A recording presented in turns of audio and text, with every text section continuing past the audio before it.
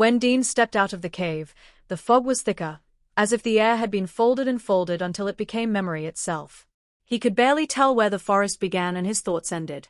The sound of dripping water followed him like footsteps. Every drop, a heartbeat delayed. Every rustle, a whisper that almost formed words. The tall stone in the clearing was there, waiting. And now, in the new pale of dawn, the markings were fading. He stared at them until his vision swam. And slowly, the carvings became lines he almost recognized, letters, or fragments of a language he once saw on paper. Then a sound came from the hut. It wasn't Mork's grinding, nor Min's stirring behind the curtain.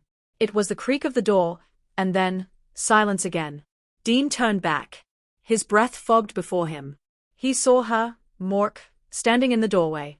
The hood shadowed her face, but he could feel her eyes on him. The air between them was alive, thick with unsaid recognition. She didn't move. Neither did he. For the first time, he noticed how still she stood, like the stone itself. And he thought, maybe she's been here longer than the trees. When she finally spoke, it was barely a voice. The cave took what it needed from you. Dean blinked. What do you mean? You came to seek meaning, she said, but meaning doesn't wait to be found. It hides until you stop chasing.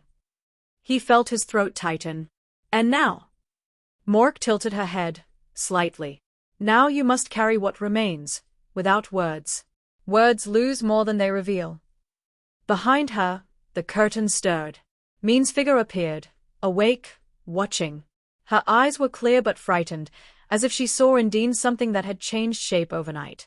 Dean wanted to speak, to ask what they were to him. Figments, memories, or real companions in this nameless forest.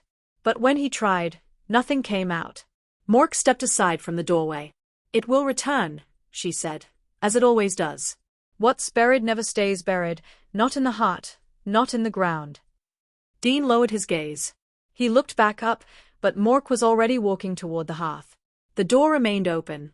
Min lingered behind the curtain, her lips parted as if to say something, but she didn't. Only watched him. Dean looked once more at the forest, then at the hut. Between them, fog drifted like smoke from a dying fire, blurring what was real and what was left behind.